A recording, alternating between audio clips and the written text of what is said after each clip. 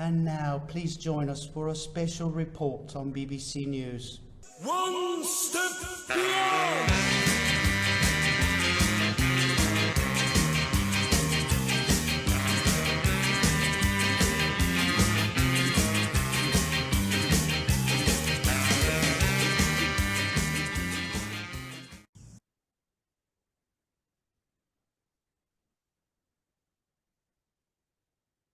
Oh, hello.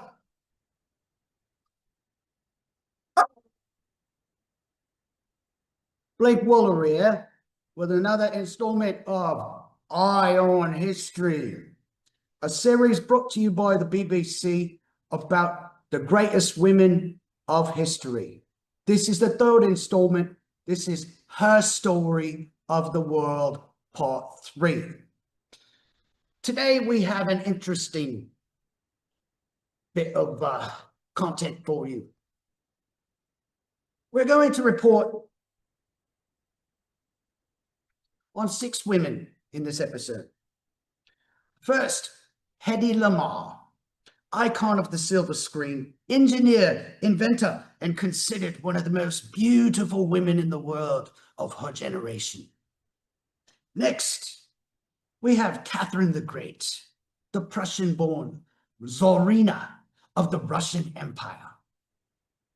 Next, we have Hypatia, the renowned teacher, philosopher, and librarian of Roman Alexandria. And finally, we have a trio of 3 important religious figures. Mary Magdalene, one of the principal disciples of Jesus Christ. Mother Mary, the mother of Jesus. And Khadijah, first wife of the Prophet Muhammad. Now, I'd like to draw attention to this wonderful portrait done by one of my students named Ryan Yan. Unfortunately, Yan and his partner, Ton, did not succeed in finishing the report. No, they mysteriously disappeared. So I'm here to tell you a little bit about Helena Petrovna Blavatsky, a great Russian mystic of the 1800s and prolific writer and co-founder of the Theosophical Society. Now, let's get to our first episode. Enjoy.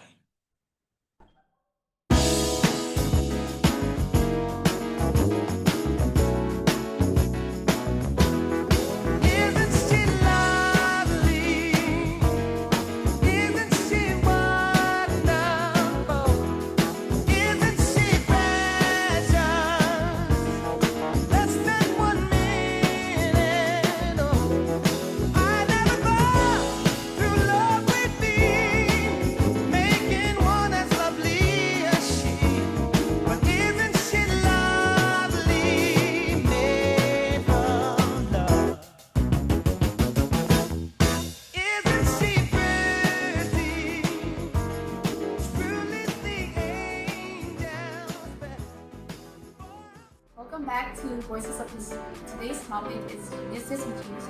Giving names everyone already knows: Tesla, Edison, Einstein. Exactly, but there's one inventor almost nobody talks about. And honestly, they should. Wait, Hedy Lamaar. Wait, the actress? That's what they wanted people to think. But behind the spotlight was only decades ahead of its time. So who is she really? Hollywood, the 1940s, a world of lights, cameras, and illusion. And at its center, a woman once called the most beautiful woman in the world. Her name is Hedy Lamaar.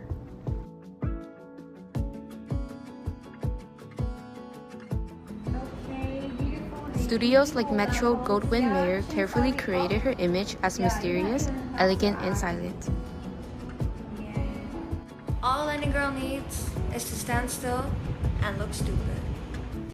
Hey Hedy, come! You're missing out on everything. Come, Jane can enjoy. I've seen enough of this. You're thinking too much. But when the cameras stopped rolling, her real life began. You're not like the others. You actually think. What are you working on? Aircraft design, improving speed while reducing the drag. Wow, you actually might be wasting Hollywood. Here, set up the lab. You might build whatever you want.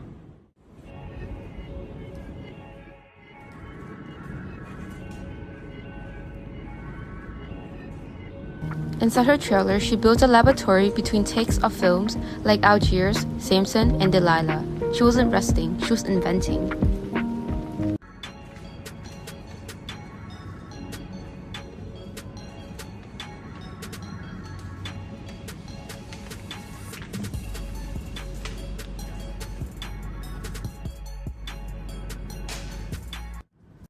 Then came World War II, and with it, a deadly flaw.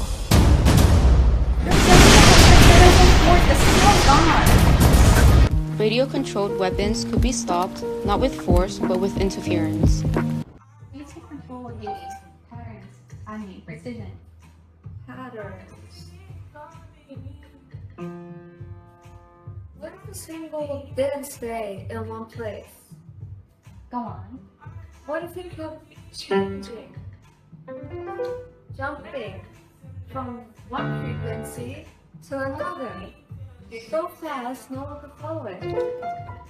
Inspired by music, they imagined a system where signals could hop across frequencies, like notes moving across a piano.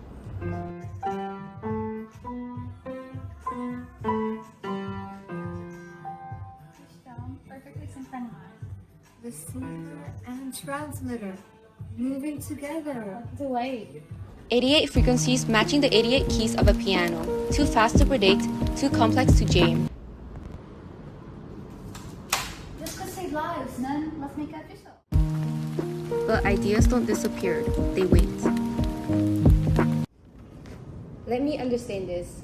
A film actress and a composer are proposing a military communication system? Yes, and it works.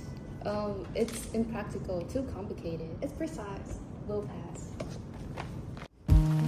Dismissed, ignored, forgotten. Do you feel recognized for your work? It's not about recognition. Ideas have their own time. Although she was not fully recognized for her scientific contributions during most of her life, her work was eventually honored decades later.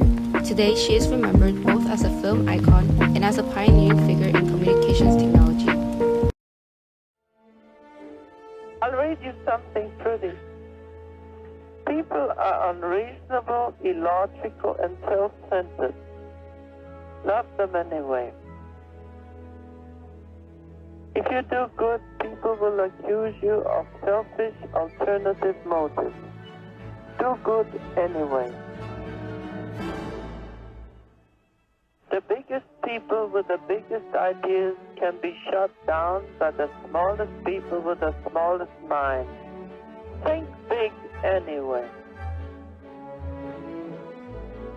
What you spend years building may be destroyed overnight. Build anyway. Give the world the best you have and you'll be kicked into the sea. Give the world the best you've got anyway.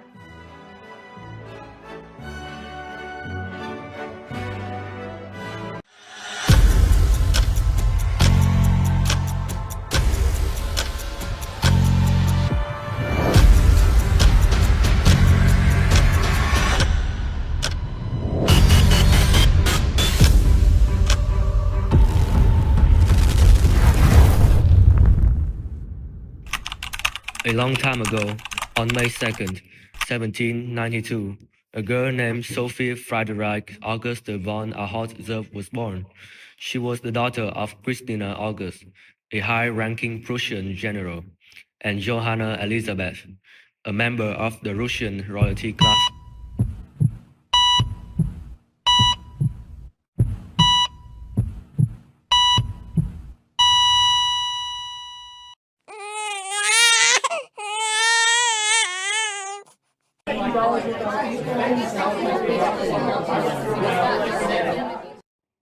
In her young age, Sophie was closer to her father than her mother. She admired August's character. On the other hand, Johanna wanted to live a wealthy royalty life, and she believed that a son would help her to achieve that, not a daughter like Sophie. However, after the death of Sophie's brother, Wilhelm Christian in 1742, Sophie was left as the only option to help her achieve that goal.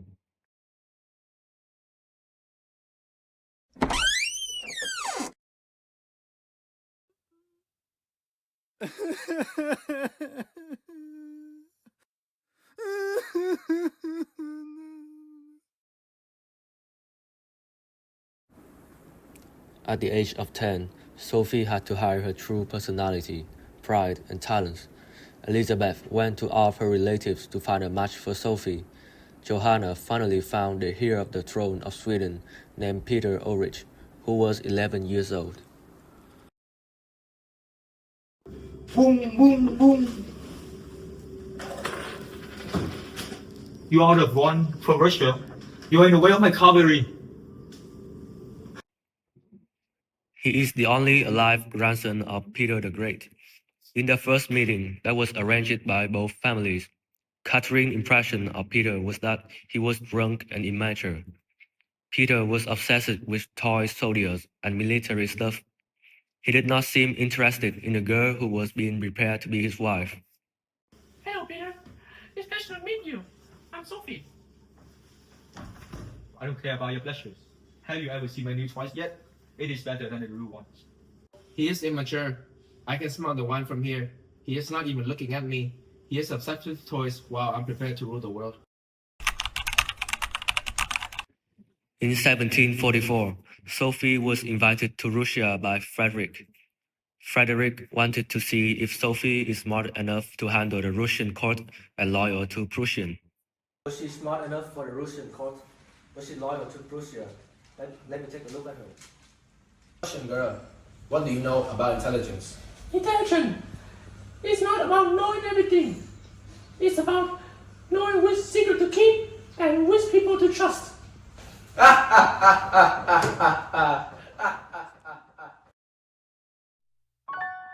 After getting accepted, they married in 1745, but they lived almost completely separate lives.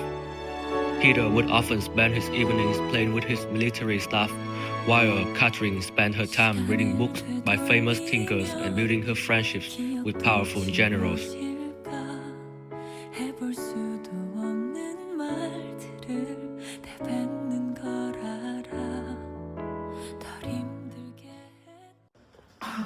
George!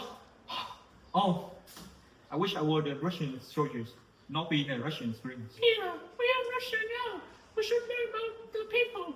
I have been learning about the history and learn about the language. History is boring. Language are boring. I have all my soldiers. That's why I need you can stay in your room with your books. He spent his night playing with dolls and soldiers. I spent my night learning how to run a country. We are the same, but we are worlds apart. Over the next 17 years, the distance between them grew into a deep dislike. Years passed after the wedding. While Catherine tried to become a true Russian, Peter stayed the same. He spent his evenings playing with his military staff and ignoring his wife. Look, Catherine, I have captured a food. Why are you not cheering? It's just dinner, Peter, and that's potato. I have been busy meeting with bishops and the city leaders. They are worried about the future. Worries? They should be, but when I'm in charge. Peter became the emperor in 1762, but he only ruled for 6 months and he was exhausted with his relationship. At the same time, he treated Catherine poorly and even threatened to kick her away in a convent so he could marry someone else.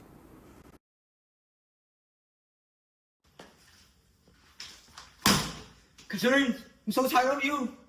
You think you were smart? With your good books and your general friends? No, you're not. I will marry someone else.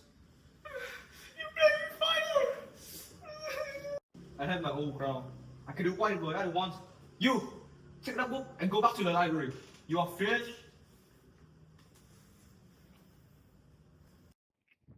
Sophie has spent 3 years making real connections with the Russian people and the military, and she was able to lead a coup. After years of being ignored by Peter, Catherine decided she had to act to save herself as well as her future.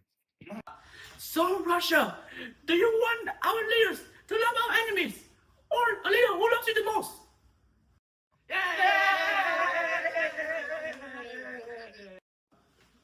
What's up, sister? Where's my arms?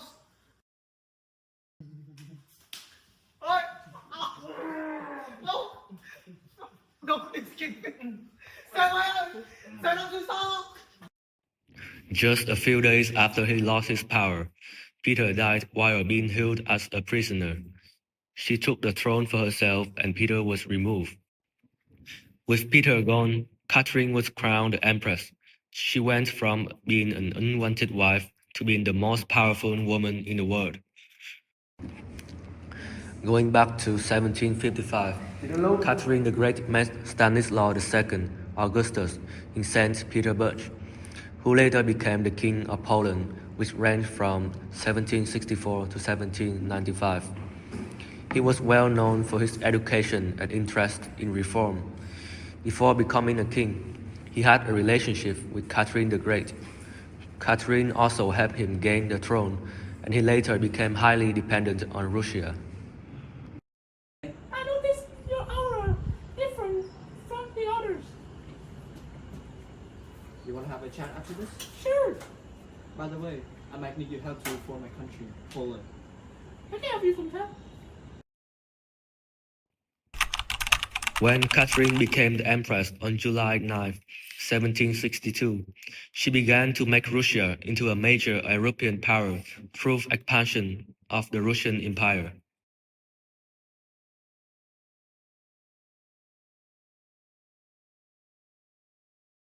This nation should be the strongest empire. Russia should be the greatest empire.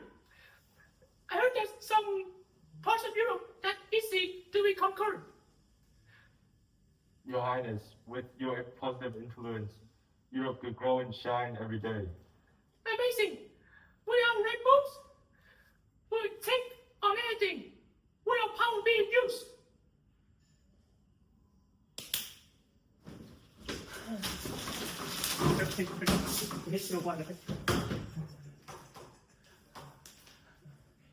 Enjoy it, Your Highness. Look at this shit. You made me sound dirty. I never think shit again, bro. In 1768, there was a group of Polish people who rebelled against their king, Stanislaus II Augustus, and the influence of the Russian Empire. Among the chaos, a Polish rebel leader emerged, speaking for those who refused foreign control. The Polish people fought for the independence of Poland, but they were defeated. This event ended in 1772 and significantly contributed to the first partition of Poland.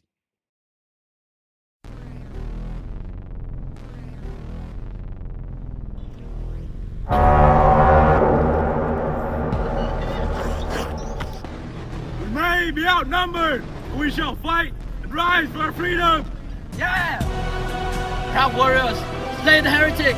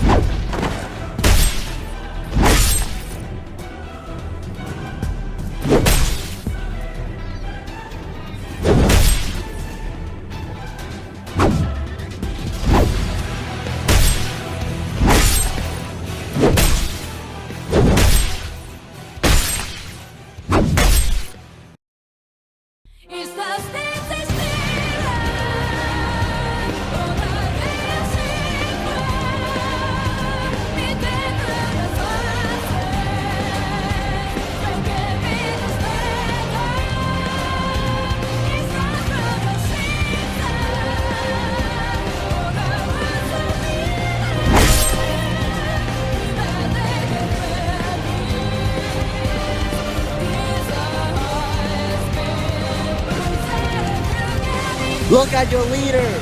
We claim victory! In 1772, the first partition of Poland happened when Russia, Prussia, and Austria each took a portion of Polish territory, which weakened the country. At the same time, Frederick the Great saw an opportunity and proposed dividing Poland to avoid conflict between powerful nations, bringing Catherine the Great and other rulers into agreement. Stanislaus II Augustus still had the real power, but he was under control and strong pressure from Catherine the Great, so he was forced to accept a loss. Stanislaus' grandson, Stanislaus August Poniatowski, had to talk to Catherine to solve the problem, but was unable to do so. In the end, Poland unfortunately lost 30% of its land and population, and became even weaker, and was threatened by other foreign powers. Catherine, I have a plan. We could take over Poland and split it between us.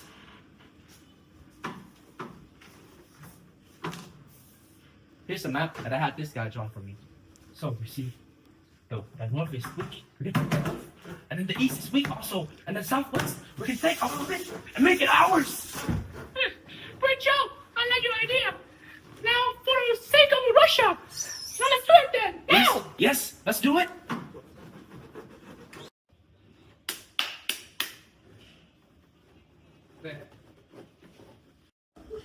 Our nation, Poland, is losing. Our king, he cannot control because they're too powerful. Remember, there is not the end of Poland. It is a necessary adjustment will help Poland in the future. Necessary? What do you mean? Poland is being torn apart. This is your fault.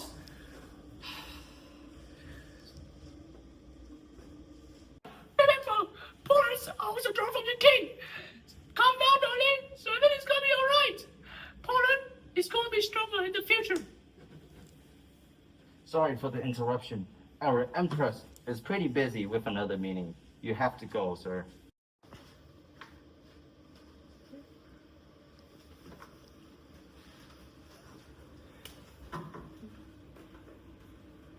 Okay.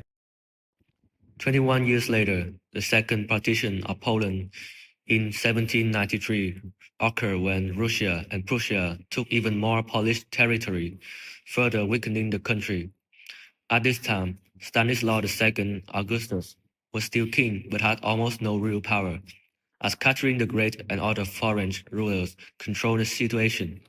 Poniatowski came to argue, but again no good result. This partition came after Poland tried to reform itself with the Constitution of 1791, but neighboring powers saw this as a threat and inverted.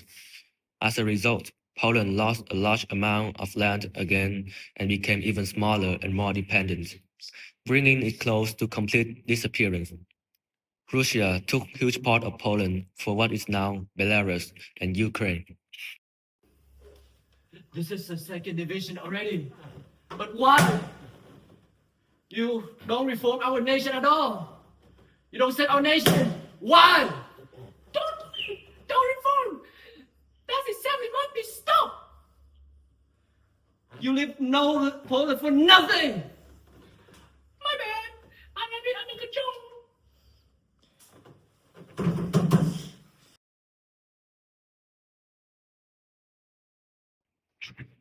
The third partition of Poland, 1795, was the final division in which Russia, Prussia, and Austria took all the remaining Polish territory, completely wiping Poland off the map. After a failed Polish uprising, Stanislaus II Augustus was forced to abdicate, ending the Polish monarchy. Much of the eastern land, including areas of present-day Belarus and Ukraine, went to Russia, while the rest was divided between Prussia and Austria, leaving Poland no longer an independent country, ending the Commonwealth existence. What a beautiful day. I think that my third partition has already ended. Oi, my favorite servant. Yes, Your Highness. Tell Poland, especially Poniatowski, empire rise, others fall. History remember power, not wishes. Hey, and tell him to abdicate, or otherwise I will escape him like a dog. Yes, Your Highness. Yes, Your Highness. In 1796, after conquering many countries and expanding Russia's territory, Catherine became the absolute ruler of Russia. The Empress and ultimate ruler of Russia. In the morning of November 16, 1796, Catherine the Great suffered a stroke in her bathroom and passed away from November 17, 1796. She was later buried in the Peter and Paul Cathedral in St. Petersburg, Russia. This settled an ending to a glorious period of Russia under Catherine's reign.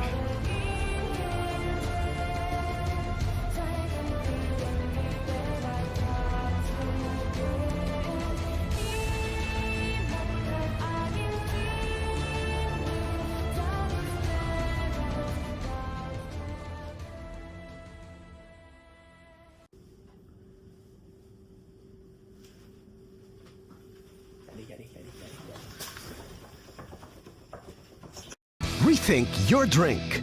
Bacardi Sweat.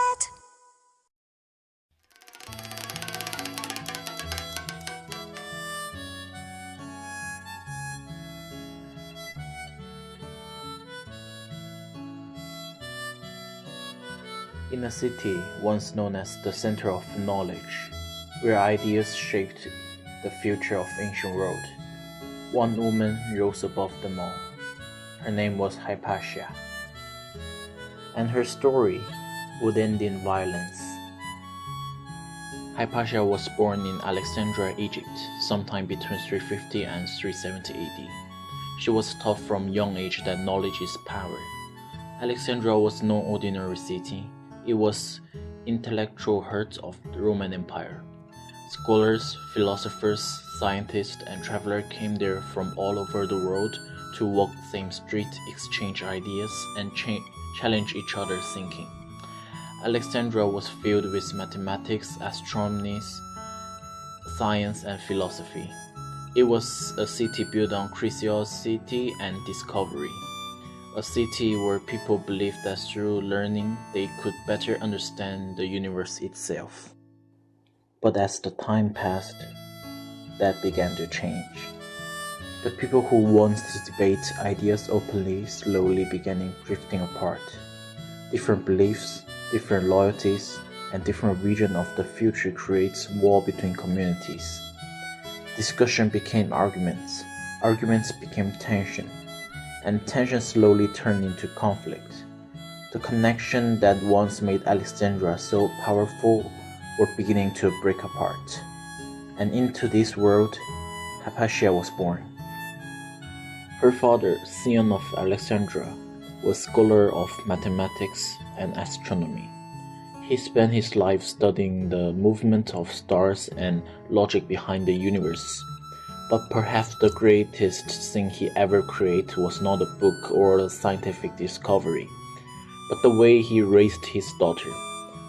From an early age, he taught Hypatia not only what to think, but how to think. He challenged her with difficult questions and encouraged her to look beyond surface appearances, believing that truth always exists deeper beneath. She studied mathematics, astronomy, and philosophy with discipline and focus. While most women during her time were excluded from higher education, Hypatia was encouraged to learn, question, and excel, and she did. As she grew older, she did more than follow in her father's footsteps. Eventually, she surpassed him. Hypatia became the head of the Platonic School of Alexandria, one of the most respected intellectual institutions of the ancient world. Students traveled from across the Roman Empire to learn from her, not only because of her intelligence, but because of the way she taught. She made difficult ideas understandable. She encouraged curiosity, discussion, and independent thought. To many of her students, she became more than a teacher. She became a guide. Her philosophy was influenced by thinkers such as Plato, Aristotle, and Pythagoras. Their ideas form a school of thought known as Neoplatonism. Neoplatonism taught that mathematics was not simply number and calculation, but a path towards understanding the universe itself. It focused on four main disciplines: arithmetic, geometry, astronomy, and music. Together, these subjects reveal pattern, balance, and harmony hidden within the world. To Hypatia, learning was never limited by religion or background. Her students came from many different communities: Christian, Jews, and polytheists. Yet, inside her classroom, they were united by one purpose: the pursuit of knowledge. But outside those walls, Alexandria was becoming increasingly divided. Christianity was rising in power throughout the Roman Empire. Religious and political tensions grew stronger between different groups in the city. Disagreements soon turned into major conflicts, and those conflicts slowly turned violent. At the center of this were two powerful figures: Cyril of Alexandria, a leading Christian authority, and Orestes, the Roman governor of the city. Their rivalry created divisions within Alexandria.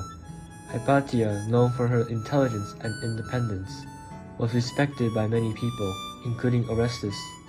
But during times of conflict, influence can become dangerous. Rumors began to spread. Some accused her of interfering in politics. Others viewed her as a symbol of older beliefs in a rapid changing world. Fear replaced reason, and suspicion replaced understanding. The city that had once been famous for curiosity and debate was now becoming a city consumed by anger and division. People no longer listened to one another the way they once had. Instead of exchanging ideas, they chose sides. Alexandria was changing, and Hypatia found herself caught in the middle of a conflict much larger than herself. In the year 415 CE, tensions finally reached their breaking point. A mob formed in the streets of Alexandria. Driven by anger, fear, and religious extremism, they targeted Hypatia.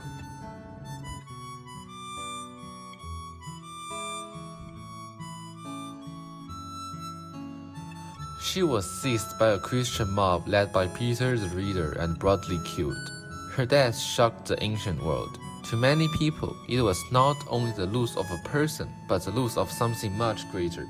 Hypatia had come to represent knowledge, reason, and the freedom to think independently. And with her death, many believed Alexandria lost part of its intellectual spirit forever. Some historians see this moment as a symbol of the decline of learning in the ancient world. A city once known for knowledge and discovery had turned against one of its greatest minds. But Hypatia's story did not end there. Today, Hypatia is remembered as one of the first greatest female mathematicians and philosophers in history. She is remembered for her intelligence, her courage, and her dedication to knowledge. She stood for something much larger than herself, the belief that truth should be pursued, ideas should be explored, and learning should never be controlled by fear. Even more than 1600 years later, her story still matters, not only because of the way she died, but because of what she represented: curiosity, independent thought, the courage to question the world around you. Her life reminds us that knowledge is powerful, but it also reminds us that during times of division, knowledge itself can become something people fear, and sometimes those who seek the truth pay the highest price.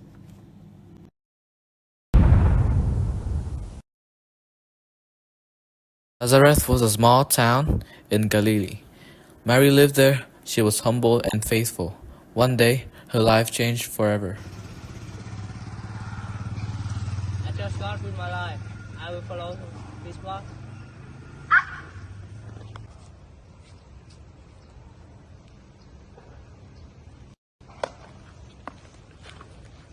God hath chosen you. Why have you come to me? Will give birth to a son. His name will be Jesus. He will be the Son of the God. God's servant. I will do what He asks.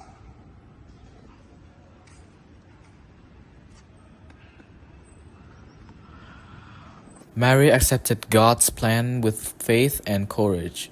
Her decision changed history. Months passed. Mary and Joseph traveled to Bethlehem. The town was crowded. They searched for a place to stay.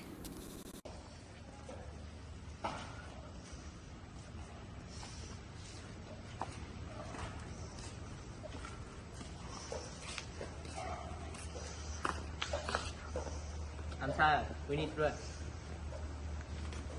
No room were left in the inns. They stayed in a stable.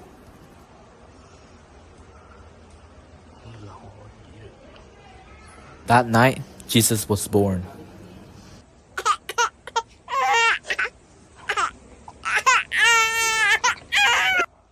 My son, you are a gift from God. Mary wrapped Jesus in cloth and laid him in a manger. Cause Mom, I want to have order and teach God truth. Follow God with all your heart. Stay kind and faithful. Mary stayed close to Jesus throughout his life. Thank you for always She supported him during his I will teachings always and try. miracles. Jesus faced suffering and My rejection. son, Mary I'm here stayed with you. with him during his final moments. I trust God, even in sorrow. Mary's story shows faith, love, and strength. She stayed loyal to Jesus from his birth until his death. Christians around the world remember her as the mother of Jesus Christ. Many people followed Jesus during his ministry. One of his closest followers was Mary Magdalene. She listened to his teaching and stayed loyal to him. Love one another, forgive others, and have those in need. Your word bring hope to people. I want to follow you and learn from you. Faith change the heart and stay faithful in even difficult times. Mary Magdalene traveled with Jesus and supported his mission. She believed in his messages and shared his teachings with others. So, people need kindness and truth. I will continue helping your work.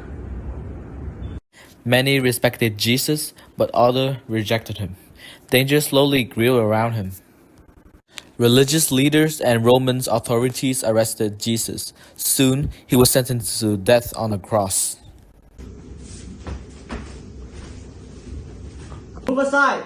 The prisoner face punishment. Please, you have the poor, you the sick. He does not deserve this. These are ours! Many followers became afraid and left. Mary Magdalene stayed near Jesus during his suffering. Do not lose faith. I will not leave you. Mary Magdalene watched Jesus die on a cross. She felt grief and fear, but she remained loyal. I will remember everything you taught us. After Jesus died, his body was placed in a tomb. Early on the third day, Mary Magdalene visited the tomb. I want to honor him last time. Where is he? We do not understand what happened. My dad is here. Mary, teacher, you are alive? Do not be afraid. Go and tell someone I have risen. Mary Magdalene became the first person to see Jesus after his resurrection. She carried the news to his followers. Mary Magdalene rushed to the disciples with hope and joy. I saw Jesus. He's alive. Many people will not believe this story. What I saw, I speak the truth. They give people hope. Continue spreading the message. Mary Magdalene remained one of Jesus' most faithful followers. Christians remember her for her loyalty, courage, and faith. Mecca was an important trading city. Many merchants traveled through its market. Khadijah bin Khuwaylid was one of the most respected businesswomen in the city. She was known for her intelligence, honesty, and success. Your business grows every year. People trust your work. Honesty, with respect, a fair trade, help everyone.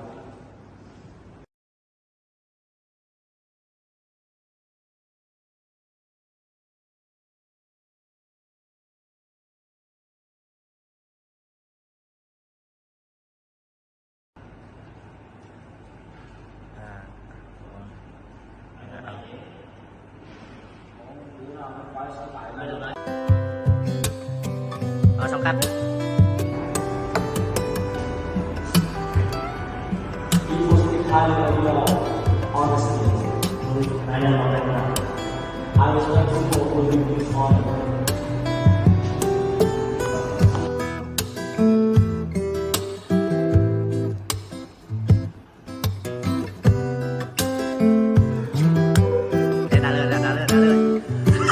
Over time, Khadijah admired Muhammad's kindness and wisdom.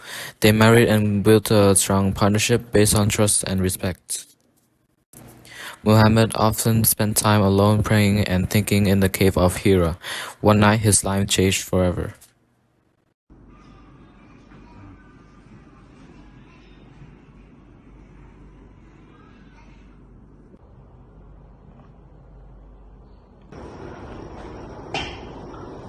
Something happened in the cave.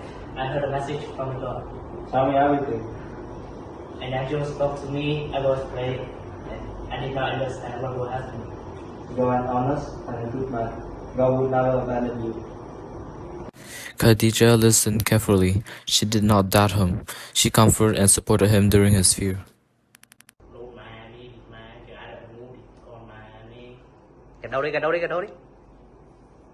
What if people reject this message? I believe you. I will stand beside you. Khadijah became the first person to accept Islam. Her faith gave Muhammad strength during the beginning of his mission. As Muhammad shared the message of Islam, many people in Mecca became angry. Some mocked him, others threatened his followers.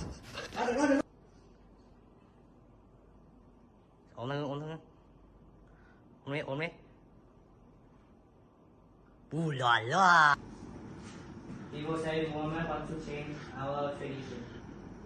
I teach people to worship with one God and other tribute justice.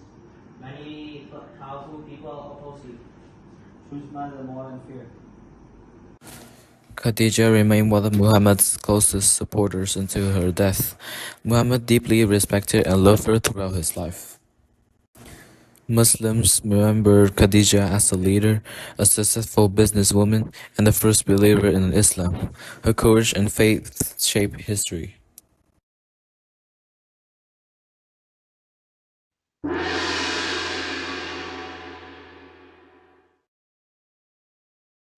Welcome to my video. Today I will talk about a famous woman in her story. Can you guess who it is? Here we have three questions, three answers. It's A, B, I think C. it's C. Actually, it's Helena Blavatsky. So who is Helena Blavatsky? She was born at July 31, 1831, and she will pass away at May 8, 1891. She did wrote some book, and she does help to start a group named Theosophical Society. But then, at 17, she married a Russian military officer, but they break up after a few months. She went to India, and then she went to Europe.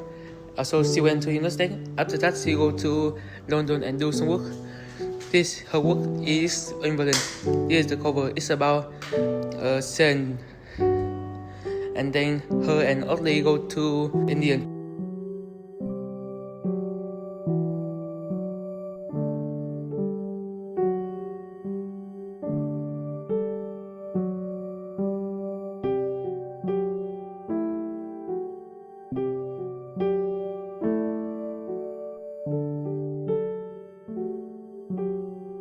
Later, she go to London and she done some work like The Secret, Dogchild, and The Voice of Silence. This is her 50 volume of book, and the video is end. So it's Brilliantica. Thank you. And what are your feelings about that, Mr. Hoy? No, sir, I don't like it.